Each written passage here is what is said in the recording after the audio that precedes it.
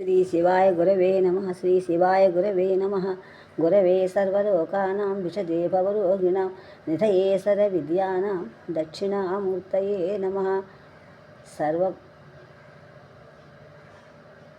దేవతలకు మూలమైనటువంటి దక్షిణామూర్తికి శరణిస్తూ ఆ సరస్వతి రూపంలో విఘ్నేశ్వరుగా ఉంటాయి. విఘ్నేశ్వర రూపంలో ఉన్న వినాయకుడు దక్షిణామూర్తికి సరళంగా చెప్పిన సరస్వతి శారదా రూపంలో శారదాదేవికి, అలాగే ధారాళంగా చెప్పిన సరస్సు రూపంలో దక్షిణామూర్తి శరణిస్తూ చెప్పడానికి ప్రయత్నిస్తాను.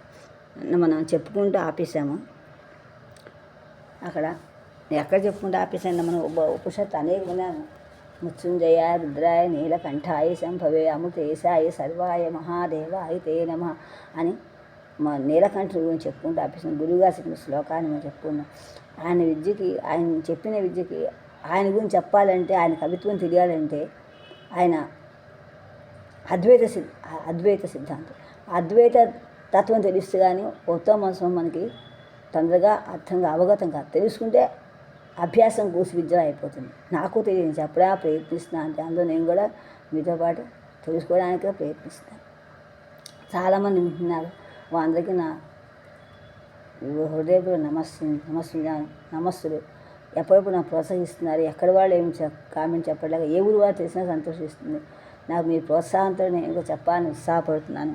నా ధైర్యంగా చెప్పాలని, ఇంకా ఓపిక చెప్పాలనిపిస్తుంది. ఇంతమంది చూస్తున్నారు రంగానే. నేను ఖాళీగా ఉన్నది విందామని, విశ్రాంతి సమయం విందామని నేను పెట్టినా అందరూ వింటా అనుకోకుండా చాలామంది వింటున్నారు. చాలామంది సమకూరారు. సంతోషంగా ఉంది. ఆయన చెప్తూ నిన్న మనం అన్ని ఉపనిషత్తులు సారం చెప్తూ ఆయన చెప్పిన ఆది ఉపాయంగా ఇద్దాం, కానుకగా ఇద్దామని ఒకరు చెప్పాను. కానీ ఆ సంతోషిస్తారని బాలయ్య చెప్పినట్టుగాను పెద్దవాళ్ళ ఎలాగే చిన్నపిల్లల మాటలు సంతోషిస్తారో నా మాటలు సంతోషిస్తారు. నాన్నగారు ఎక్కడున్నాను వింటారు, ప్రతిరోజు సంతోషిస్తాను ఒకరు చెప్తున్నాను. కానీ నాకు వచ్చి ఏం కాదు ఆయన చెప్పుకుంటే ఇప్పుడు నేను ఉపనిషత్తు చెప్తూ ఆపేసాము. నీలకంఠం గురించి చెప్పు, ఉమా సహాయం నీలకంఠం అని చెప్పుకుంటున్నాను. ఎక్కడున్న ఉపనిషత్తు చెప్తున్నాను. అన్ని సారలేక సారమే కైవల్యతం మనం చెప్పుకుంటున్నాము. చాలా ఉన్న ఉపనిషత్తులు అందులో జరిగిందని రోజు నిత్యం చదువుతుండగా వచ్చింది. ఇది అక్కడ చెప్పుకుంటూ ఎవరైతే ఆత్మధ్యానాన్ని చెప్తుంటారో ఎవరని చెప్తుందో అది దూర్చో చెప్పాడు. ఆరావం ఉదయించే తారకముగా ఆత్మాభ్రవీధీన్ మహాకార ఓంకారమకాయుక్తమగున్ ఓంకారాభిధానంబు చెన్నారున్ విశ్వమనంగ తన్మహిమచే నానాద బిందుల్ సుఖశ్రీరంజిల్లన్ కడంగు నీవదే సుమీ శ్రీకాళహస్తీశ్వర. ఆత్మ నుండి అకార ఉకార మకారయుక్తంతో ఉంటూ ఓంకారాత్మకం నాదం ఉదయించింది. దాని స్థితితోనే ప్రపంచం నడుస్తోంది. ఆ శబ్దము బుద్ధి ఏకము అయితే ఆనందం కలుగును. అదే నీ రూపం కదా స్వామి శివ అని చెప్తున్నాడు ఇక్కడ. అని చెప్తూ ఇక్కడ శ్రద్ధ డాంబికాలతో కాకుండా అర్ధడాంబికాలతో రెండు కలుస్తూనే ధ్యానయోగాలతో మనం తెలుసుకోవాలి అని ఉపనిషత్తు చెప్తోంది. ఉమ అనగానే ఈ శివసేంద్ర సోక్షర చెప్పున్నాం. శివసేంద్ర సోక్షర ఉమా సహాయంతో పరమేశ్వరుడు కాబట్టి ఉమ ఎలాంటి అక్కడ ఆవిడ చైతన్యంతో కూర్చుంటాడు. జీవరత్నం ఉపనిషత్తుల యొక్క రుద్రుల్లో ఉమాతత్వం చాలా ఉంది. అందుకే ప్రణవచ్ఛేదక అన్నారు. ప్రణవ విచ్ఛేదకం. ఓంకారంలో ఉమయే ప్రతి వాక్యం కూడా ముముక్షత్వం కూడా ఉంటుంది. సోములో ఓంకారం ఉంది. ఓము కలుస్తాయి. అదే బ్రహ్మవాదుల వాళ్ళు కూడా బ్రహ్మవాదులు అంటే వాళ్ళు చూడడం కాదు. బ్రహ్మం తప్ప ఇంక వాళ్ళే మాట్లాడరు. బ్రహ్మతోనే శివతత్వం తప్ప ఇంకేం మాట్లాడరు. బ్రహ్మ శివుడని విష్ణువని ఏమని పేరు పెట్టు.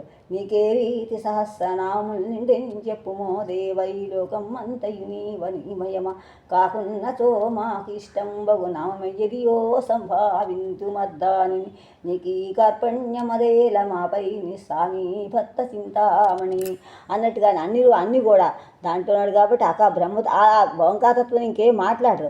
ఆ బ్రహ్మాలనే వాళ్ళు ఎప్పుడు కూడా సదా బ్రహ్మతత్వంలో చింతన చేస్తూ ఉంటారు. ఆ శబ్దాలంకార డాంబికంతో వాళ్ళు చేయరు. ధ్యానయోగాలతోనే తెలుసుకోవాలి దాన్ని. సర్వలోకాలలో ఇదే కేనుపనిషత్తు చెప్పింది. ఉమ పాశవిచ్ఛేదిక అని చెప్పింది. శక్తి ప్రకటిస్తే కన్నా అప్పుడు రూపంలో బాగా మనకి కనిపిస్తుంది. లేకపోతే మనకి ఏం ఎలా కనిపిస్తుంది? అక్కడ పాసిచ్చి చాంతాడులో ఎలాగే నీళ్ళు తోట చాంతాడు ఉపయోగిస్తామో చిన్న కొబ్బరి పీచు పెట్టి చాంతాడు నీళ్ళు ఎలా పడతామో అదే పెద్ద పెద్ద ఏమి ఇంకెంత కడతామో చాలా పెడతాడు కదా, నీళ్ళతోటే చిన్నే కడతాం. చాంతాడు మన పోదేమలా పుట్టుకది నిన్నే పుట్టిన పుట్టు నెన్ని కలవో మొహంబుచి అందు చేసిన కర్మం బులు ప్రభులెన్ని కలవో చింతించిన కాను ఈ జన్మం బేగని ఉన్నవాడా అని అలా ఉండటం నన్ను ఇలా వెంటాడుతుంది. నన్ను పోగొట్టడానికి నువ్వే దాన్ని పోవాలంటే పాశవిచ్ఛేదం కావాలంటే ఉమా సహాయంతో శివుడు కావాలి. అంటే ఎలాంటి దేవుడ? చాంతాళ్ళలో మిగిలిన చిన్న దారాల్లాగా మన చావు పుట్టుకలు బోళ్ళు ఉన్నాయి. ఆ చేసిన పాపాన్ని పరిచయం సరిపోతుందా? అలా వచ్చిన మనకి మన అవిద్య అనేటువంటి పాపంలో నిండిపోయి ఉన్నాం. మనం ఎప్పుడైతే అవిద్యపై జ్ఞానం వచ్చిందో మనకి ఇంకేం మిగతా అన్ని సంతోషమే. అలా ఉంటుంది. ఇంకా సశివస్సేంద్ర ఆ తెలిసిన వాడే బ్రహ్మవారిని వాళ్ళు తెలుసుకోవడం వల్ల శివ అంటే మోక్షం అర్థం. శుభం శుభం కళ్యాణం శాంతం మోక్షం సుఖం అన్ని అర్థాలనే మోక్షం కూడా అన్నారు. ఇన్ని అర్థాల్లో ఉన్నటువంటి ఈ శివ అనేది జీవరత్నం, మనిషికి చైతన్య ప్రభుత్వం ఉంటుంది. అందువలన అన్ని ఆశయాలకి అందువలన ఏదైతే ముందుందో అదే శివతత్వం. త్రిశూలం లాంటిది, మూలాధారణ శంభు అని లేనప్పటికి కూడా చైతన్య రత్నం ఉమతత్వం ఉంది కాబట్టి ఇందులో మనం చెప్తున్నాం అన్నమాట. అని చెప్పి శివ మోక్షం ఇస్తాడనమాట. అది వాళ్ళ పాప పరిపక్వాన్ని, వాళ్ళ బుద్ధి పరిపక్వాన్ని బట్టి వాళ్ళకి సంక్రమిస్తాయి. వాళ్ళ జాతక వాళ్ళది శివుడు అది చేస్తాడు, విత్తనాలు చల్లుతాడు శివుడు. ఆ తర్వాత అక్కడ చెప్పుకుందాం ఇవన్నీ కూడా ముందు చెప్పుకుందాం. ఆ చాంతాళ పాశవిచ్ఛేదం అందులో బ్రహ్మశివుడైతే బ్రహ్మ విద్య పార్వతి అవుతుంది. అందువల్ల ఇక్కడ చెప్పాడన్నమాట. జాత్వా మునిగచ్చేది బ్రహ్మయోని బ్రహ్మయో అంటే పుట్టుక రహస్య సృష్టి రహస్యం అన్నమాట. అలాంటి వాడు సమస్త సాక్షి తమసం అంటే మూడోది, తమ సత్వ సమగుణాల్లో మూడోది అజ్ఞానంలో ఉండే వాళ్ళకి ఆ చీకడంతా పోయిన తర్వాత ఆయన బ్రహ్మ శివ సేంద్ర శోష అశ్వం కూడా పరబ్రహ్మ స్వరూపం ఆయనలో పుట్టింది కాబట్టి సచంద్రమాహ పరమస్వర సయ్య విష్ణు స ప్రాణ. విష్ణు అంటే వ్యాపించి శివుడు అనగానే విష్ణు వెంటనే వస్తుంది. శివుడు అంతా వ్యాపించాడు కాబట్టి అందువల్ల విష్ణు సహస్రనామాన్ని శివసహస్రనాన్ని ఎక్కడుందో ఇద్దరు కలుస్తారు, ఇద్దరు ఒకటే. అందువల్ల సద్భూతం యశ్చ భవ్యం సనాతనం జ్ఞాత్వా తం ముచ్చుమచ్చేతి నాణ్యపంథా విముక్తయే సర్వభూతస్థమాత్మానం సర్వభూతాని చాత్మని సంపశ్యన్. దాన్ని చూస్తూ ఎప్పుడు అనుభూత సమాన పంచభూతాల కర్మ జ్ఞానేంద్రియాలు కూడా రెండు రకాలు. మళ్ళీ సర్వభూతాలు భూతం అంటే కర్మేంద్రియ జ్ఞానేంద్రియాలు ఇన్ని ఐదు పంచ లేకపోతే ప్రపంచం గురించి ప్రపంచం అన్నమాట. ప్రపంచం ఆయన ఉన్నాడు, అవరంలో మనం ఉన్నాం. అందువల్ల సంపశ్యన్ బ్రహ్మయాన్యేన హేతున ఆత్మానమరణిం కృత్వా ప్రణవంచోత్తరారణిం జ్ఞానిర్మథనాభ్యాసాత్ పాసందహతి పండిత. అలా ఉండిపోతా మనం ఎలా లొంగిపోయాము. స్తన్నపానాది విచిత్ర భోగై సయేవ జాగత్ ప్రవృత్తిమోత్మేతి. శ్రీతోటి జాగ స్వప్న సుషుప్యాలతోటి మునిగిపోయి అజ్ఞానంతో కూడుకొని తెలా లేస్తే ఎలాగ రాత్రి పొద్దున మన లేకుండా అన్ని రాత్రులన్నీ మర్చిపోం. ఇది ప్రళయం అసలు ప్రళయం మోక్షత్వమే, తురియ స్థానే మోక్షత్వం. అందుకని అలా చెప్పుకుంటే అక్కడ ఆపేసిన తర్వాత ఇప్పుడు మనం అలా ఆలోచింపజేసిన గురువుకి నమస్కరించి శరణిస్తూ ఇప్పుడు చెప్పడానికి ఆయన కవిత్వం గురించి చెప్పడానికి నేను ప్రయత్నిస్తాను. వారు గురువు గారు ఆయన ఇందులోనే అందరి దేవుళ్ళని చూశారు. ఇక్కడ ఒక చెప్తాం.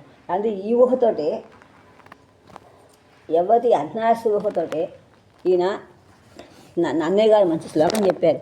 ఇద్దరు ఒకటే, నీలకంఠని ఉమా ఇద్దరు ఒకటే అని చెప్పండి. బ్రహ్మ సశివన్నారు ఏమిటది? శ్రీవాణి గిరిజాశ్చిరాయ దదతో వక్షో ముఖాంగేషు ఏ లోకానాం స్థితిమావహంతి విహతాం స్త్రీ పుంసయోగోద్భవాం తే వేదత్రయమూర్తయ స్త్రీపురుషాః సంపూజితావస్సురైః భూయాసుః పురుషోత్తమాంబుజ భవా శ్రీకంధరా శ్రేయసే అన్నాడు. అంత బాగా అన్నాడు. కావ్యం చెప్పండి, మహాభారతంతో గొప్ప చూస్తూ చెప్పండి.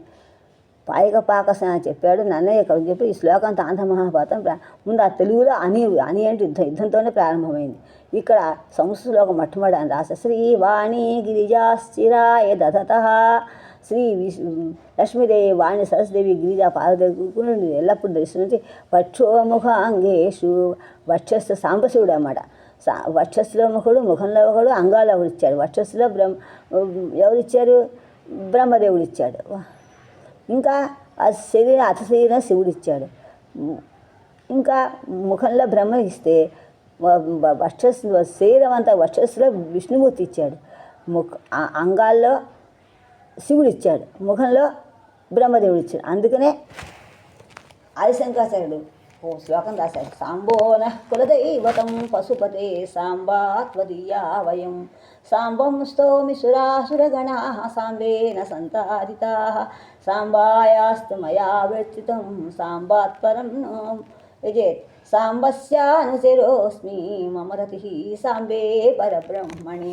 రాముడి గల ఏక పంచి విభక్తులతో శ్లోకం ఉందో ఏకవచనంతో ఎలా శివుడికి కూడా ఏక విభూతులతోటి రాశారు శంకరాచార్య. అదే ఆ శ్లోకం చెప్పుకున్నాను. అలా దాన్ని అర్థం చేసిన శివన్ సేంద్ర శోష పరమస్వరాట్ అని చెప్పానమాట. ఆ శ్లోకం గుర్తొస్తుంది చెప్పుకుందాం అని చెప్పాను. శ్రీవాణీ గిరిజాస్థిరాయ తతః వక్షో ముఖాంగేషు ఏ లోకానాం సమస్థితిమావహంతి విహతాం స్త్రీపుంసయోగోద్భవాం తే వేదత్రయమూర్తయః త్రిపురుషాः సంపూజితాः వస్సురైః భూయాసు పురుషోత్తమాంబుజం భవ శ్రీకంధరా శ్రేయసే అని శ్రేయస్సు నన్ను అడిగారు అన్నమాట. అంత వినయంగా నన్నయ్య గారు అందరూ చెప్తున్నారు. దానికి ఈ శ్లోకం ఆధారం, ఆయనకి సాంబో ఈ శ్లోకం ఆధారం. ఆ శంకరాచార్య శ్లోకం ఆధారం వస్తుంది. సాంబోన కులదైవతం పశుపతే సాంబా త్వదీయా వయం సాంబం స్తోమి సురాసురగణా సాంబేన సంతారితా సాంబాయాస్తు మయా విరచితం సాంబాత్పరం భజే సాంబస్యానుచరోస్మి మమరతి సాంబే పరబ్రహ్మణి. సాంబనే పరబ్రహ్మణి అంశాను. విష్ణువు ఏ లేకపోతే ఈ ముగ్గురు ఎవరు లేకపోయినా బతకడం, శాస్త్రీయ లేకపోయినా బతకడం, విష్ణు శ్రీ అవయవాలు లేకపోయినా అర్ధనాశత్వం లేకపోయినా బతకడం, లక్ష్మీదేవి లేకపోతే స్వాపరి విష్ణుమూర్తి ముగ్గురు రక్షించాడు. ఎల్లప్పుడూ గుండెలో దాచుకున్నాడు విష్ణుమూర్తి. సగం శరీరం ఇచ్చాడు శివుడు, ఇంకా కొంచెం నోట్లో దాచుకున్నాడు సరస్వదేవి. ఈ ముగ్గురు లేకపోతే అందుకే వాళ్ళు అంబతో కూడినటువంటి వాడు ముగ్గురు కూడా ఏవైనా చెప్పచ్చు అని స్త్రీపుంస యోగోద్భవం అన్నాడు. ఆ చెప్పుకుంటే ఇప్పుడు ఒక్కసారి పోతన గారి గురించి చెప్పుకుంటూ ఆగిపోయాము. ఆ పోత గురించి చెప్పుకుంటూ ముందుకు వెళ్ళాం. పోతన గారి గురించి మనం చెప్పుకుంటూ ఓ చమత్కారం వేశారు, అది చెప్పడం మర్చిపోయారు. ఈ అమృత రసమే ఏంటి? పోతన అమృత రసంగా ఉన్నటువంటి పెద్దన గారు సరస కవితా ప్రసారంతో ఈ అందం చూపుతో లెక్కేం కాదు, చాలా ఉన్నాయి. ఆంధ్రకంలో ఇలా రాసినట్టుగా చూసిన కవులు కూడా ఈ కాలంలో ఎవరు మనకి కనిపించట్లేదు. ఈ కొంటె కోణంగా ఏంటి కవి చౌడప్ప తను విక్రింపు స్వభావం మానేసి పెద్ద నవలే కృతి చెప్పిన పెద్ద నవలే కల్పన పెద్ద నవలే అల్ప కవిని పెద్ద నవలనా యొద్దన వలే మొద్దన వలే గ్రద్దన వలే కొందవరకు కౌడే కవి చోడప్ప. కవులు అన్నాడా? పెద్దన్న వాళ్ళకి చెప్పేవాళ్ళు ఎవరూ లేరు. ఒకళ్ళు పెద్దవాళ్ళు చెప్పే సాహసం ఎవరు చేయగలరు? చేసిన ఎద్దులా ఉంటారు, మొద్దులా ఉంటారు, గ్రద్దలా ఉంటారు.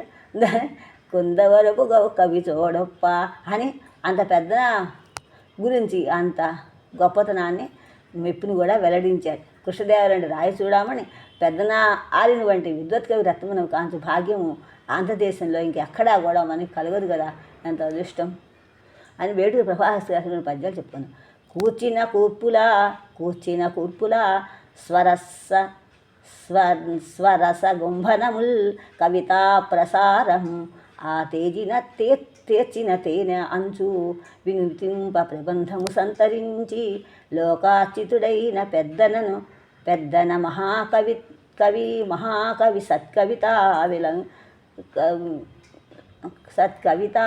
సత్కవిత విలాసమున్ కూర్చి విమర్శ సల్పన వసగూడుని ఒక్కనికి అల్పబుద్ధికి ఉత్తమాలు. ఒక్కసారి కూర్చిన కూర్పులా స్వరస గుంభనముల్ కవితా ప్రసారము ఆ తీర్చిన తేర అంచు వినుతింప ప్రబంధము సంతరించి లోకార్చితుడైన పెద్దన మహాకవి సత్కవితా విలాసమున్ కూర్చి విమర్శ సల్పన్ వనకూడునే ఒక్కనికి అల్పబుద్ధికి ముద్దులు మూటగట్టునుడి పొంకమునందు మేల్పిత్కూరుపు పెద్దపు బింకమందు బంధమునందు కథా ప్రకారమునందు తిద్దెడు తీర్పునందు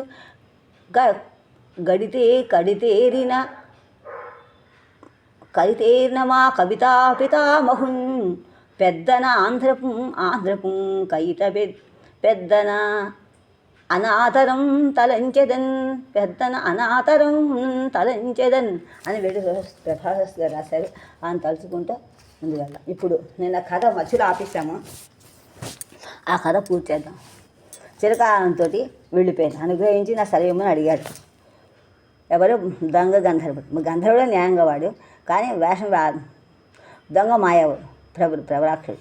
ఇలా వెళ్ళంగానే ఇలాగ పాపం దగ్గర వచ్చి కౌలిని ధన్యురాని ప్రియ, ఎంత అదృష్టం, ధైర్యంగా ఉండు అని తన యొక్క దివ్యవంతమైనటువంటి ఉన్నప్పుడు కూడా సంగతి సందర్భించి ఆలోచించకుండా విచారిస్తావా? వియోగాలు శాశ్వతంగా ఉంటాయి, రాకపోకలు ఎక్కడికి పోతాయి, సందర్భాలు ఇప్పుడు ఎందుకు అలాగా తటస్థిస్తావు? ఆ సిద్ధులు మహావిద్య ముడగట్టి ఎరిగించాను అని కన్నా నాకు ఇచ్చిన మరల వచ్చుడు పోతునకు విలాసం మాత్రము అని వచ్చిపోతుంటా అని చెప్పి ఎలాగో విరడించి వెళ్ళిపోయాడు మార్గాన్ని. కొన్నాళ్ళకి కొడుకు పుట్టాడు. అతనికి జాతకర్మలు కాలక్రమేణా ఏమేం చేయాలో అని చేసి జాతకర్మ నిర్వహించారు మునులు. ఆ సూర్యచంద్రులాగా చక్కగా మెలుస్తున్నాడు. ఆ సర్వచని పేరు పెట్టారు. యుక్తవేసరంగా అక్షాభ్యాసం చేసేది యథాకాలంగా కాలోచితంగా అన్ని అక్షాభ్యాసం చదువుని చెప్పారు. అన్ని విజయం నేర్పించారు. సర్వచి కూడా చాలా తను మించిన అద్వితీయుడు లేడని మందరగిరి ఉన్నటువంటి విశ్వకర్మ చేత నిర్మించబడినటువంటి నగరాన్ని అటవీకులు ఎల్లరూ కూడా భక్తితో అక్కడ ఉన్నటువంటి నగరం ఉండి అటవీకులు ఎల్లరూ భక్తితో కొలుస్తుంటే రాజ్యపాలన చేస్తున్నాడు. ఇలా ఉండే ఒకనాడు పరిజనులతోటి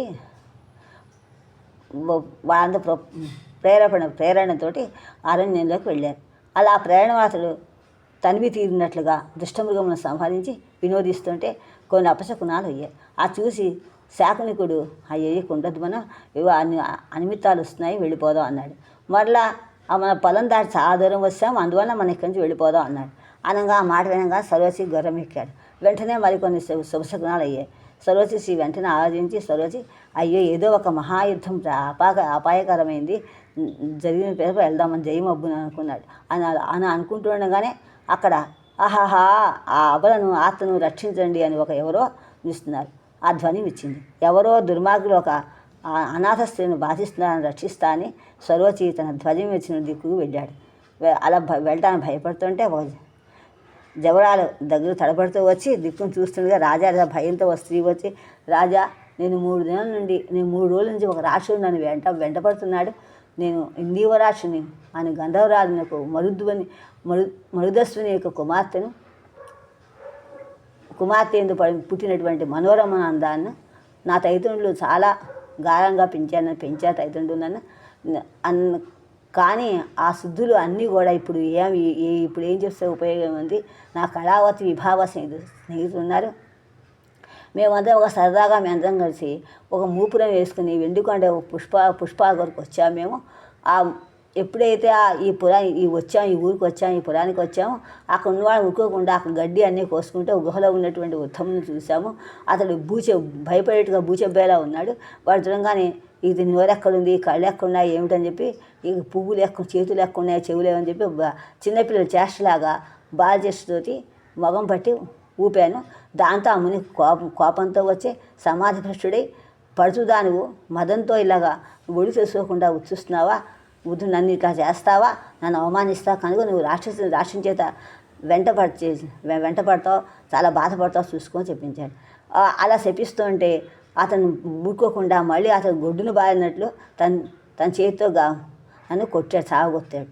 ఎప్పుడైతే నన్ను కొడుతున్నాడో నా చెలికతో ఊరుకోకుండా తెగపడి అతన్ని, నువ్వు మనిషివేనా ఏమిటి, మాదిని మెత్తలేదా, ఆడబిడ్డను కొడతావా, నీకు చెల్లెలు లేదా, తపస్సు ఎందుకు ఇలాగ ఏం చేస్తున్నావు, నీ తపస్సు వ్యధ అయిపోతుంది, కోపం ఉంటుందా, తపస్సు చేసేవాడు కోపం ఎందుకు, ఇలా ఎందుకు కొడతావు ఈ కుసుముకోమని అని, ఎలా నీ నూరు వచ్చింది అని వెంటనే దెబ్బడంగానే వాడి మీద మరింత కోపం పడి నువ్వు క్షయరోగులమ్మని వాడిని శపించాడు. ఈ విధంగా ఆ దారుణ రోగం వెంటనే వాడికి ఆక్రమించింది, వచ్చిందంటే చెలిగొద్దు కూడా. ఈ విధంగా శపించగానే వాళ్ళు ఒక ఘోర రాక్షసుని 3 దేవుళ్ళు అప్పుడు నెల వెంటబడి బాధపడుతుంటే ఈ లోపల నా మీద ఒక 3 రోజుల నుంచి వెంబడిస్తున్నాడు రాక్షసుడు. రాజా నేను నా దగ్గర ఒక అస్త్ర విద్య ఉంది, అది నీకు ఇస్తాను. దాన్ని మొట్టమొదటి ఈశ్వరుని చేత స్వయంభూ తీసుకున్నాడు. స్వయంభూ నుంచి అతని వల్ల వశిష్ఠుడు తీసుకున్నాడు. అతని వల్ల చిత్రాష్ట్రుడు అనేటువంటి నా మాతామహుడు తీసుకున్నాడు. క్రమంగా తీసుకున్నారు. అతడు నా తండ్రికి ఆరణంగా ఇచ్చాడు. మా తండ్రి నాకు ఇచ్చాడు, దాన్ని నీకు ఇస్తాను అని తీసుకోమంది. కానీ నువ్వు ఆడదాని నీవు నన్ను రక్షిస్తున్నట్టు రాష్ట్రం చంపడానికి నన్ను రక్షించి తీసుకొని అనగానే ఆయనకు స్త్రీ వల్ల విద్య పొందడానికి అనుమానిస్తున్నావా, తీసుకో అని చెప్పింది. ఆ మాటలు సంతోషించి శుచేయి ఆ విద్యను తీసుకున్నాడు. మొదలు ఆ విద్యను రహస్యంగా అతనికి ఉపదేశించింది. ఇలా ఉపదేశించగానే ఎప్పుడో ఉపదేశించిందో రాష్ట్రుడు మళ్ళీ వెంటబడి వచ్చాడు. మండిపడి రాగా సరోజిని దాక్కుంది. వచ్చి పాపం సరు దగ్గర వచ్చింది. అంతలో పోరు ప్రారంభమైంది. ఆ రాష్ట్రుడు ఎంతకునూ తగ్గిపోవట్లేదు, ఎక్కువైపోతుంది. వెంటనే ఆ యుద్ధం భయంకరంగా అయిపోయింది. సరోజి ఆగ్నేయాస్త్రం వేశాడు. ఆ ఏడుతో రాక్షసుడు నిలబడిపోయాడు. వెంటనే అఘోర దేహం నుండి, రాక్షస దేహం నుండి ఒక దివ్య తేజస్సు ఆకాశంలో ఎగిరిపోయి గంధర్వరూపం వచ్చింది. వెంటనే అనుక్షణమే ఉత్తర క్షణంలోనే ఆ గంధర్వుడు క్రిందికి వచ్చి సరోజిని ప్రేమతో కౌగులించుకొని, వస్తా నీవు క్షేమంగా ఉన్నావా, నీ ప్రజలకు అందరూ క్షేమమేనా, నీ ప్రజలకు క్షేమమేనా, నీ ప్రజలు అందరికీ క్షేమమేనా, నేను ఇందీవ రాష్ట్రుడు గంధర్వుడు, ఈ మనోరము నా ముద్ర కోతుడు. ఒక ముని ఆయుర్వేదమును శిష్యులకు ఉపదేశించి చూసి నేను దాని ఎందు ఆశపడి దగ్గరికి వెళ్ళి అడిగాను, అభినయించి చెప్పమని అభినందన చేసి అడిగాను. అనేక ఎంత ప్రార్థించినా అమ్ముని ఒప్పుకోలేదు, తిరస్కరించాడు. నేను వెంటనే ప్రచ్ఛన్నుడై అది ఎంతయో 8 నెలల్లో నేర్చుకున్నాను. ప్రచ్ఛన్నం అంటే రహస్యంగా ఉండి అక్కడే ఉండి రహస్య వేషం వేసుకొని ఆ సంపూర్ణమైన తర్వాత ఊరుకోకుండా ఎదురుపంతో ఎదుటికి వెళ్ళి పోయి నా చదువు చెప్పమంటే కొనుక్కున్నావు కదా, ఆసక్తి ఉన్నవానికి విద్యకు రాకపోవునా అని చేసినది అంతయు చెప్పాను. అందువల్ల ముని కోపం వచ్చి ఘోర రాక్షసుడు అమ్మన్నాడు. దాన్ని నేను చింతించి శరణు పొందాను. వెంటనే కొందేములకు కుమార్తెను మింగబోయి చివరికి ఒక ధన్యుని వలన శాపం నుండి విముక్తి, ధన్యుని వలన శరణము పొంది శరములకు బాణం వల్ల శాపముక్తుడు అవుతా అన్నాడు. ఈ సంతోషంతో కొన్నాళ్ళకే నాకు రాక్షసత్వం ప్రాప్తించింది. అలా అనుకుగానే వచ్చింది. పాపం పౌరులు అందరూ మింగేశాను. అందరూ చాలామంది తిన్నాను. ఇరుగు పొరుగు పట్టణమును కూడా నాశనం చేశాను. చివరకు ఎవ్వరు కనిపించప్పుడే నా కుమార్తెను వెంబడించాను. పిదప జరిగింతో నీకు తెలిసిందే కదా అని అతడు సర్వము చెప్పాడు. నీవు నాకు చేసిన మహా ఉపకారానికి నీకేమి చేస్తా అని చెప్పు తీరదు. కనుక నా ఆయుర్వేద విద్యను రమణీయమైనటువంటి నా నాగరాజు కూతురు మనోరమను నీకు అర్పిస్తాను, తీసుకో అని సరోజ ఆనందంతో అంగీకరించింది. వారందరూ కలిసి నాటి రాత అక్కడే గడిపారు. తెల్లవారు ఉసిరికిను అందరికీ కూడా హిందీ భాష మనసామంత్రాలకు వచ్చి ప్రభు నాకు స్వాగతం ఇచ్చారు. పిదప హిందీ భాష సొల్యూషన్తోడ మనోరమతోడను వచ్చి మహాభయంగా స్వపురం పంపించాడు. పోతుంటే ఒక శుభముహూర్తాన్ని మహాభిబంధు మనోరమ సొలిసి పెళ్లి చేశాడు. అంతా అప్పుడు అల్లుడికి అనేక అమూల్య కానుక ఇచ్చాడు. పెద్దలు మనోరమ సరోజకు పునఃసంధానం చేశారు. నా రాత మనోరమ వదం వాడిపోయింది. ఎందుకు ఇలా ఉన్నా అడిగితే అది నా అయ్యో ఘోరకాంత నా ఎదురు చిరికత్తులు కురవ్యాహతో బాధపడుతున్నారు, నాకేమో ఆనందం అని చెప్పింది. వెంటనే సరోజ మనోరమ దారి చూస్తుంటే అరణ్యానికి వెళ్ళి తనకు ఆయుర్వేద విద్య కరతల అమలకం కనుక చేతితో పెట్టిన విద్య కనుక వెంటనే చికిత్స చేసి వారికి పూర్వ సౌందర్యము చేశాడు. అంత వారు తాము నేర్చిన విద్యను అతనికి ఇచ్చి తాము పెళ్లి చేసుకోమని ప్రార్థించారు. స్వరోశిష్య మనోరమ అనుజ్ఞని పొంది అట్లే చేసింది. ఈ విధంగా వారు ముగ్గురు కూడా సంతోషంగా చాలా కాలం సంతోషంగా ఉన్నారు. ఒకనాడు వేటతోటి అడవికి వెళ్ళాడు. అతడు అనేక జంతువులను సంహరించిన పిదప అతడు ఒక పందిని సంహరిస్తుంటే ఒక ఆడులేడు వచ్చి, రాజా దాన్ని చంపకు, దానివల్ల నీకు ఏమి ప్రయోజనం చెప్పు, నన్ను చంపు అని అందులోకి రాజు ఆశ్చర్యచెబుతుంది. నేను ఎలా చంపాలి అని అడుగా అది చెప్పింది. ఇతరాంగాలతో క్రీడించే వానికి కోరుడు కన్నా చచ్చుడ మేలు. ఇతరమైన స్త్రీలతో వెంటబడి ఆడేవాడికి వాడిని కోరుకోవడం కన్నా చచ్చిపోవడం మేలు అని నువ్వెవరు మోహించావు అని అడిగాడు రాజు. లేడేం చేసింది, నిన్నే ప్రేమించాను. అదేంటి నువ్వు రాజు అంత విభ్రాంతుడే మారిపోలేకుండా అలా ఉండిపోయాడు. నన్ను కౌగులించుకో అంతే చాలంది. రాజు అలా చేశాడు. వెంటనే ఆ లేడీ ఒక అద్వితీయమైన అతని కోగిలి చేసింది. ఆ చూసి రాజు ఆశ్చర్యంతో నీ చేతి చెప్పమన్నాడు. వెంటనే నీవెవరు అడిగాడు. నేను ఈ వనదేవతను, సమస్త దేవతలకు అందరి దేవతలు కూడా నీ వలన మా మనువు పుట్టాడని నన్ను ప్రార్థించాడు. అందువల్ల నువ్వు అదృష్టవంతుడవు, నన్ను అంగీకరింపమని ఆమె బదులు చెప్పింది. రాజు ఆనందించి ఆమెను స్వీకరించాడు. కొన్ని దినములకు ఆవిడ కొన్ని గర్భిణి అయి నవమాసంలో నిండిన తర్వాత ఒక చక్కని కుమారుని కనిను. స్వారోశిషుడు అనే పేరు పెట్టారు. ఆ బాలకుడు యుక్త వయస్సునకు శ్రీహరిని కూర్చి తపం చేశాడు. శ్రీహరి ప్రసన్నుడయ్యే స్వారోశిని అనేక విధముగా శ్రీహరిని ప్రార్థించాడు. దేవా, నేను ఈ ప్రపంచమును ఉండజాను, నన్ను నీలో కలుపుకో అని వేడాడు, బతిమాలాడు. అందుకు శ్రీహరి, నువ్వు కోరినట్లే చేస్తాను, కానీ కొన్ని దినములు నీవు భూలోకంలో ధర్మము రక్షింపవలసినది, కావున రెండవ మనువే పాలింపు అని ఆజ్ఞాపించి తిరుహితుడయ్యాడు, అంతర్ధానమయ్యాడు. స్వారోశిష్యుడును కూడా శ్రీహరి ఆజ్ఞ వల్ల చాలా కాలం ప్రజలను పరిపాలించాడు. చివరికి మహావిష్ణువులో ఐక్యమయ్యాడు. ఇది మనుచరిత్ర కథ. ఈ మనుచరిత్ర కథ అంతా కూడా మార్కండేయ రచించిన మార్కండేయ పురాణంలో ఉంది. మార్కండేయ తెలుసు కదా, మార్కండేయ మహాముని మనం తెలుసుకుందే సాహా చెప్తున్నాం కదా. కింకరిష్టివయ్య మహా, శివుడు మేలుకున్నట్టే మనం ముచ్చివేం చేస్తుంది అన్నారు. అలా చెప్పుకున్నా. ఇప్పుడు పెద్దల గురించి మనం చెప్పుకుంటున్నాం. పెద్దల కవితార్థి గురించి చెప్పుకున్నా ఒకసారి చెప్పుకుంటుంటే, అలసాని పెద్ద నా 1470-1540లో కృష్ణదేవుల ఆస్థానంలో అష్టదిగ్గజులు ఒక్కడు. పెద్ద నిజంగా కవిత్వంలో పెద్దవాడు. చొక్కనామార్చిన కుమారుని పెద్దనికి ఆంధ్ర కవితా పితామహుడు అనే బిరుదు ఉంది. పెద్ద నా గురువు శటకోపైతి హరికథా సారం అనే గ్రంథం రచించినట్టు తెలుస్తోంది, కానీ దొరకట్లేదు. ఆంధ్ర ప్రబంధ కవుల్లో ప్రథమ పూజ అలసాని పెద్దన్న గారికే చేస్తారు. మా సాహితీ రంగంలో అందరికన్నా ఒక జానుడు ఎత్తుగా కనిపించే జాన ఆంధ్ర పితామహుడే. కవితా పితామహుడే ఇతడి పెద్దన. దీనికి కారణం కృష్ణదేవుల వారు అందరికన్నా పెద్దపీట వేసి పెద్దన గారిని దాని మీద నిలబెట్టడం కానే కాదు. ఆయన సహజంగా ఉన్నతుడు. ఆయనలో పూర్వకవుల శుభలక్షణాలన్నీ కేంద్రీకృతమయ్యాయి అని ఆరుద్ర మాటలు కూడా ఈ విషయం చెప్పాడు. తెలుగులో పంచకావ్యాల్లో మనుచరిత్ర మొట్టమొదటి లెక్క పెడతారు. వసుచరిత్రకి మనుచరిత్రకి స్వాయుష మనుసంభవం అనే పేరు ఉంది. తెలుగు పంచకావ్యాల్లో మొట్టమొదటి మనుచరిత్రను లెక్క పెడతారు. మనుచరిత్రకి స్వారోచిష మను సంభవం అని పేరుంది. మనుచరిత్ర అనే పేరు జనవ్యవహారంలో ప్రచారమై స్థిరపడింది. మనుచరిత్ర 6 ఆశ్వాస ప్రబంధం. పెద్దన దీనికి రాయలవారు అంకితం ఇచ్చి గండపెండలను తొలగించుకున్నాడు. పెద్దన మనుచరిత్రకి మూలం సంస్థ మార్కండేయ పురాణం. మారణ దీనిని తొలగించాడు. ఈ 2 గ్రంథాలు పరిశీలిస్తే కథ మెరుగులు దిద్ది ప్రబంధ రీతికి అనువుగా మనుచరిత్ర రచించాడు. పెద్దన సుదీర్ఘ మాలికా కవిత్వం ఎలా ఉందో అపూర్వంగా చెప్పినట్టు సాటి పద్యంలో మణిమంజరి వల్ల తెలుస్తోంది. ఆ మాలిక ఇలా సాగుతుంది. పూత మెరుగులు వసరపు బెడంగులు చూపునట్టివా కైతలు చూపునట్టివి ఆ కైతలు జగ్గుని గుణనగావలే కమ్మ సస్యలన్ రాత్రియిన్ బౌళ మరపురా పవల్ రాత్రియిన్ పవల్ మరుపురా అని హోయల్ చెవి ఆరు పుందని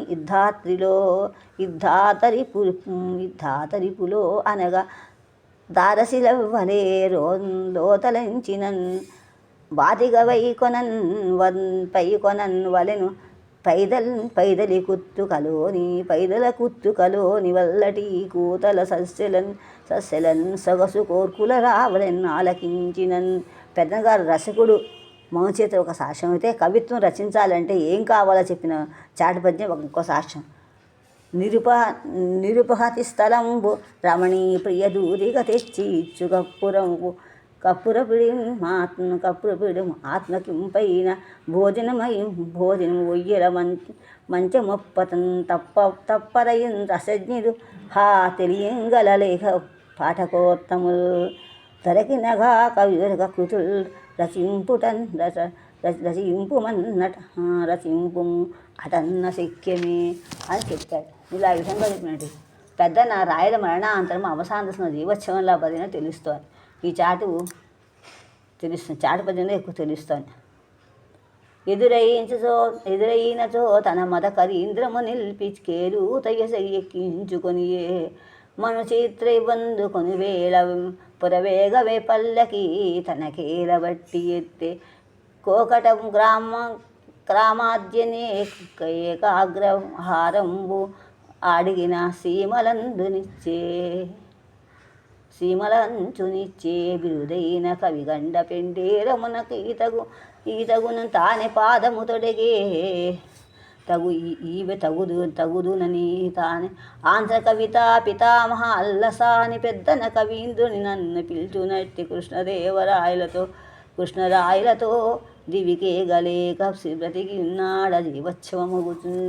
దీనే శ్రీనాథుడు పోయి వస్తున్నాయి కదా. అరుగుతున్నాడు శ్రీను దీనారటంకార తీర్థమాటించి ఆ పద్యంతో గుర్తొస్తుంది మళ్ళీ. ఇంకా మౌనచేత్ర కృత్య అవతారికలో కూడా కుకవిని చేశాడు. అందులో గంధచౌర్యం కూడా ఉందని తగదంటే పెద్దని చెప్పిన గంధచౌర్యం తగదు అంటూ పెద్దని చెప్పిన పద్యం అది. బరివైతో కుటుంబ రక్షకుడుగా బ్రాహ్మాలి చింతన్ నిరంతర తాళిదళ సంపుట ప్రకర కాంతారంబునందర్థపురం అర్ధపుం తెరువాటుల్ కొని కొట్టి తజ్ఞ పరిషద్విజ్ఞాత శౌర్యక్రియా విరసుండై కొరతంబు అడంగు కవి బుద్ధ్వీభృత్ సమీపక్షితి. ఇలా ఈ కవితాయకం తీసుకుని చాలు. పెద్దన వలె కృషి చెప్పేది పెద్దన వలె అన్నాడు చూడకవి రాయలు. హితుడవు చతురవచోనిధివి అతుల పురాణాగమేతిహాస కదార్థ స్మృతియుతుడవు ఆంధ్ర కవిత పితామహుడు ఎవ్వడీడు పేర్కొనా నీకు. ఇది ఆయన కూడా గురుగారు కూడా వాళ్ళ నాన్నగారి గురించి పోతన్న కవి భట్టుముక్తి వక్షాతురి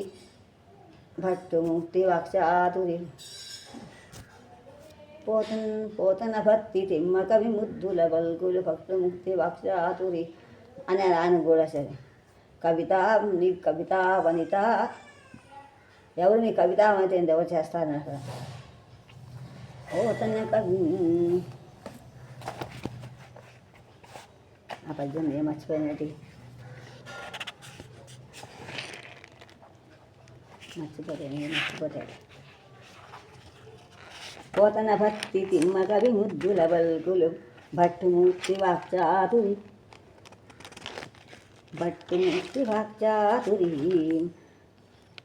శబ్దశాసన శబ్ద పవిత్రత సోమయాది విఖ్యాత రసాద్ర వృత్తి గుమి కట్టిన ఎట్టుల పల్కనేర్చు మా తాతకు ఎవడీడు కవితా వనిత పరమేశమూర్తికి అన్నారు అక్కడ గురుగా వాళ్ళ నాన్నగారి గురించి. ఎవడు పోటీ కవితా వనిత పరమేశమూర్తికి ఎవరి పోటీ అని చెప్పారు. ఇది ఆదిస్తే ఇక్కడ కూడా అది అద్భుత కవిత్వం కూడా గుర్తొస్తుంది. అనుసరణ కదా సొంతంగా తన యొక్క చేసుకుని రాయటం అన్నమాట. అనుసరించారు.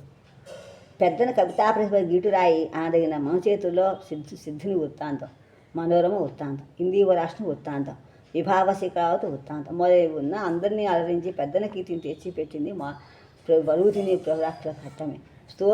స్థూల దృష్టికి వస్తువేకం లేదనిపించినా రసస్ఫూర్తి గల ఇతివృత్తాలు ప్రధాన అనుసంధానంగా నిర్వహించబడి పెద్దన చాలా కవిత్వ నైపుణ్య కవితా సంవిధాన నేర్పరిని వ్యక్తం చేసిన నైపుణ్యాన్ని వర్ణన మార్కండేయ పురాణంలో కనపడిన విశిష్ట వర్ణనలు మహచేతుల్లో కనబడతాయి. ప్రవరుడు చూపినటువంటి హిమాలయాన్ని పెద్దన తన వర్ణాచాతుర్యంతో పాఠకులను చూపిస్తుంది. అందరికీ వచ్చిన పద్యమే ఇది.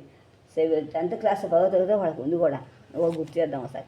అటజే నికాంచ భూమి సురుడంబర చుంబి శిరస్సరఝరీ పటల లుఠద్భంగ తరంగ మృదంగ నిస్వన స్ఫుట నటనానుకూల పరిపుల్ల కలాపి జాలమున్ కటక చరత్కణరేణు కంపిత సాలము శీతశైలమున్. హిమాలయ శిఖరాలు ఆకాశాన్ని తాకున్నట్లుగా ఉన్నాయి. అలా అక్కడి నుంచి సెలయేళ్ళు ప్రవహిస్తుంటే ఆ చప్పళ్ళు ఎలా ఉన్నట మధుధ్వనులా ఉన్నాయి. ఆ ధ్వనికి మొగలెమ్మలు నాట్యం చేస్తున్నాయట. కొండ మధ్యలో చెట్లను తొండాలతో పట్టుకొని విరచడానికి ఏనుగులు ఉన్నాయట. విడిచి ప్రయత్నిస్తున్నాయట. హిమాలయ పర్వత వర్ణాన్ని కాబట్టి ఓజో కూడా ఉంది. అంత్యాప్రాసంలో సెలయేళ్ళు ప్రవాహం ధ్వని సూచించబడింది. ఇక 6వ ఆశ్వాసంలో కూడా పెద్దం చేసిన ఋతువర్ణం చాలా విచిత్రంగా ఉన్నాయి. వసంతఋతువు శత్రువుపై దండ ఎత్తి రాజు నిరూపించినట్లు వంటిలో పెద్దన ప్రతిభత కనిపిస్తోంది. హిందోళంబున పాడిరి బృందారక సతులు వెరహ బృందార్తిగా రేజం చెందేటులున్ వాసంతిక విందున పిక శిశువు దారి వెడలంతో దేవకాంత హిందోళ రాగంతో గానం చేశారు. విరహంతో ఉన్న వాళ్ళకి బాధ కలిగేలా తుమ్మిదులు జుమ్మని మృగాయి. వసంతం రాగానే కోకిల కూసింది. అప్పటిదాకా తన పిల్లగా భావించి పెంచిన కోకిలను తెలియగానే తన గూడు నుంచి వెళ్ళగొట్టింది. ఈ సహజ వాతావరణాన్ని ఎంత చక్కగా వర్ణించాడు. పెద్దన వనలు తిక్కంలా కళతో అన్వయించి ఉండటం మరొక విశేషం. సూర్యుడు అస్తమించాడు. అదే సమయంలో ప్రవరుడు వరూధిని తిరస్కరించాడు. వరూధిని తిరస్కరించిన సూర్యుడు కాషాయధీతిని దాల్చినట్లుగా కారణం కల్పించి అద్భుత ఉత్ప్రేక్షతో వర్ణించిన హృద్యమైన పద్యం ఇది. తరుణి అనన్యకాంత అతి దారుణ పుష్పశిలీముఖ వ్యధాభర వివస అంగబవులారికి నగ్గము శేసి క్రూరుడై అరిగే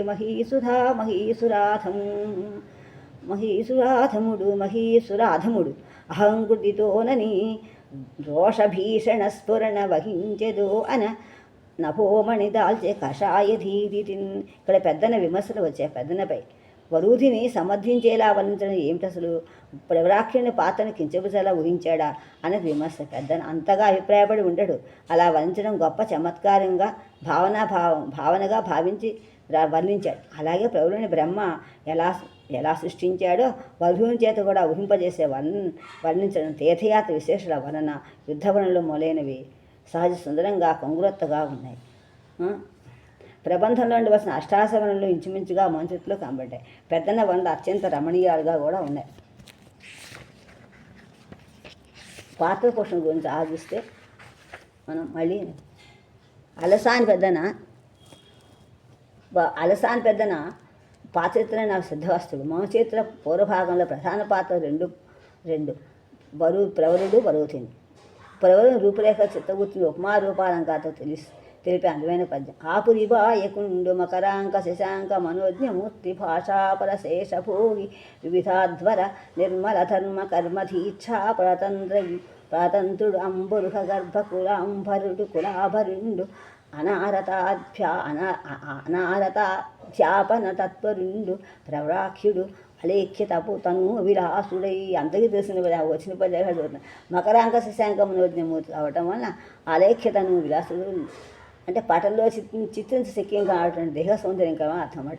పుణ్యతీర్థములను ఇష్టపడిన వాడే భార్యను తప్ప అన్యకాంతను ఆకర్షించేవాడు కనుక అతిలోక సుందరి అప్సరసైన వచ్చిన తృణప్రాయం గడ్డిలా తీసుకుపడుతున్న జితేంద్రుడు ప్రబలుడు.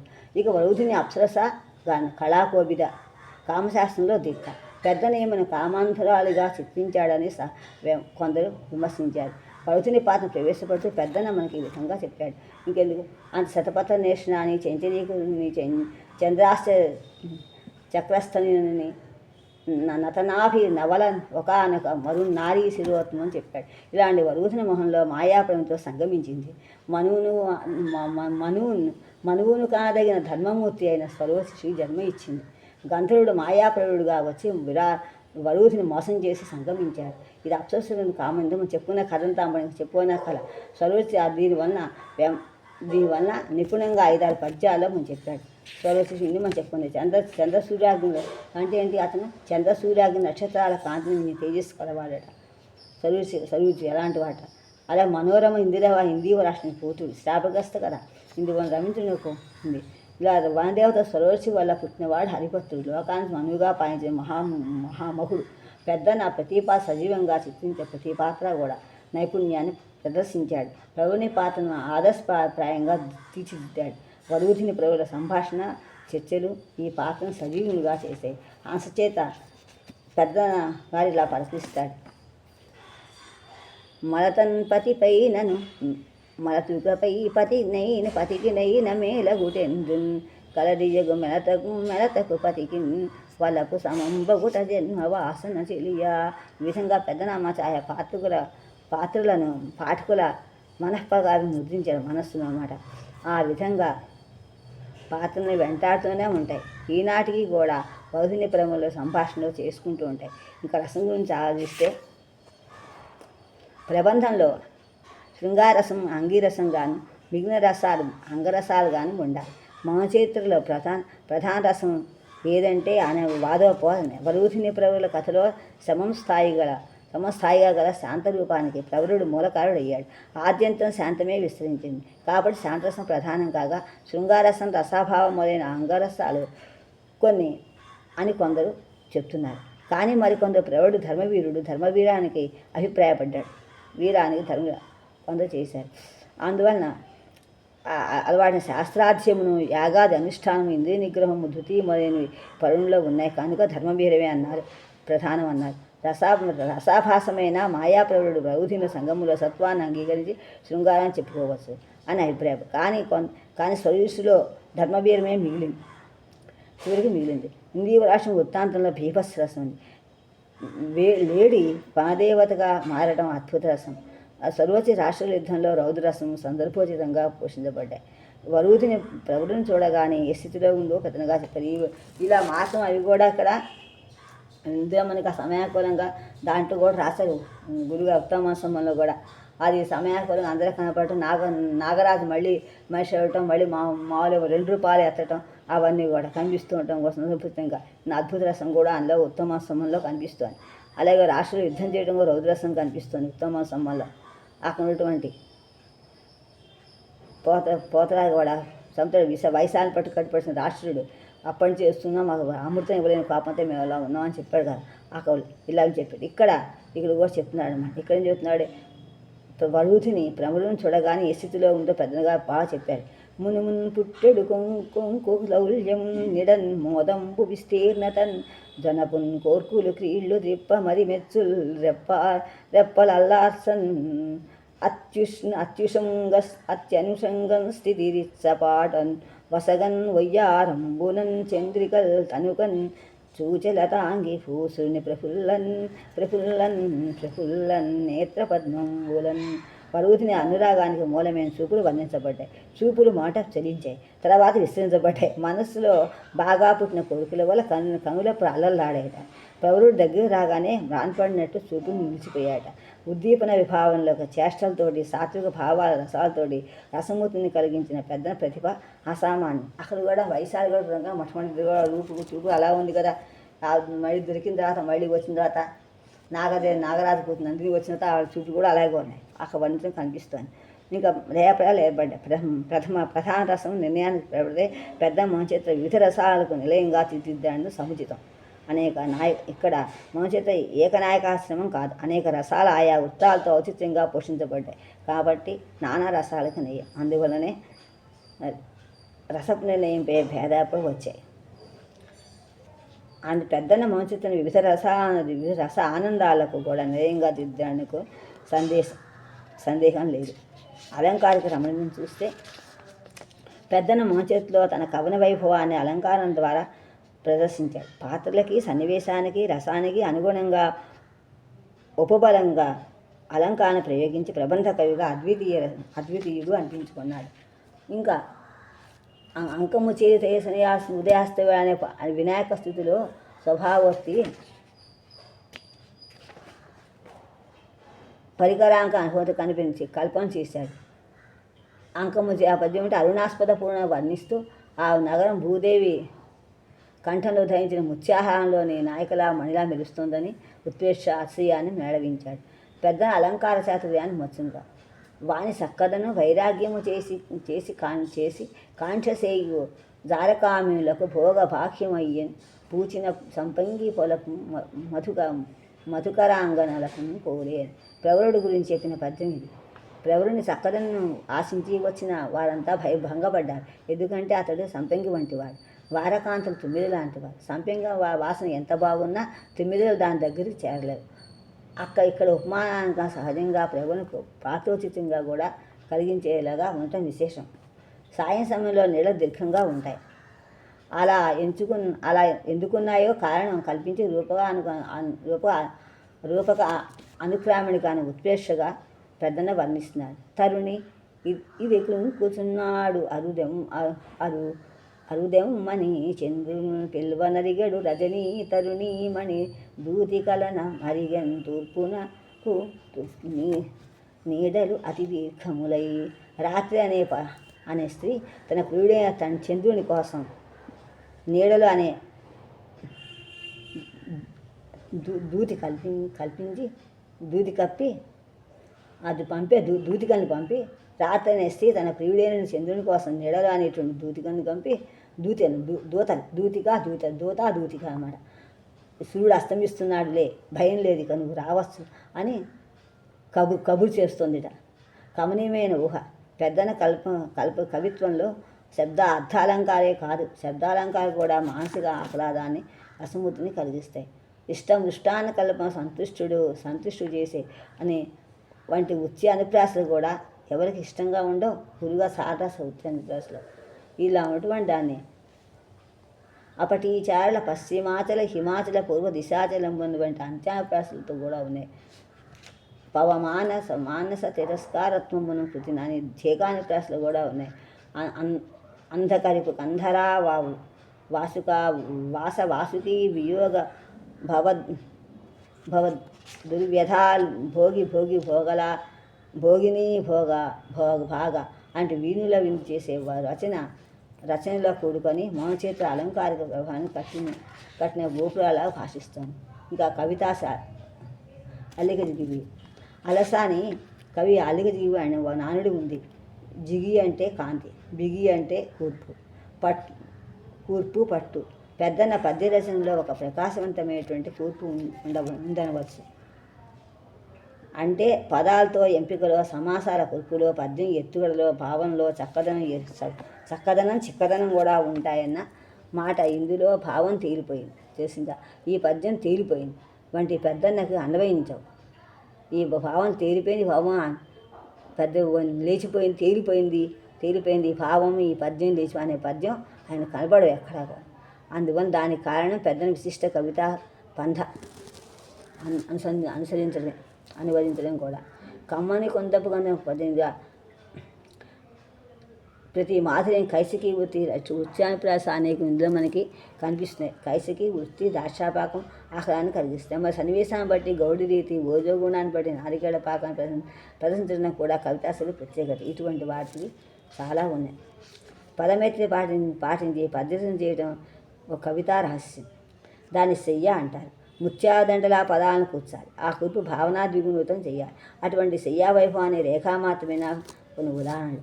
చూచి ఝళంచెల కటక సూచిత వేగ పదార వింద వేయి లేచి కుజంబులను తురుము లేనడుమల్ అల్లల్ల నాడ ఎయ్యడని పూచిన యొక్క పోకను బోది అనగా ఎక్కడి ఊరు కాల్నడ ఇంటికి పోయేదనంచు పలికెదవు ఈ ఒక్కట మీ కుటీర నయంబులకు సరి రాకపోయనే ఇక్కడ కందరములు ఇక్కడి నందనవనము చందనోత్కరంబు ఇక్కడ గాంగసైగతములు ఇక్కడి ఈ లవలీ కుంజములు అని దానికి భేదం చెప్పింది.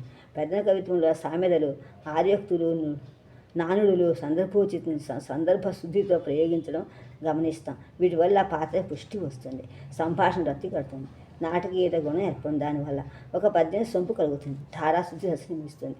ఇలా మీ మాట ఇంతలు కన్నులుండా ఎలిదమైతి మీ మాటలేటికి నీ మాటలు మంత్రంబులు ఎక్కడ అరుణాస్పదం ఎక్కడ తుహినార్థువ్యోగనే వంటి ప్రయోగాసం ఔచిత్యంగా పరమౌచిత్యంగా కనిపిస్తున్నాయి.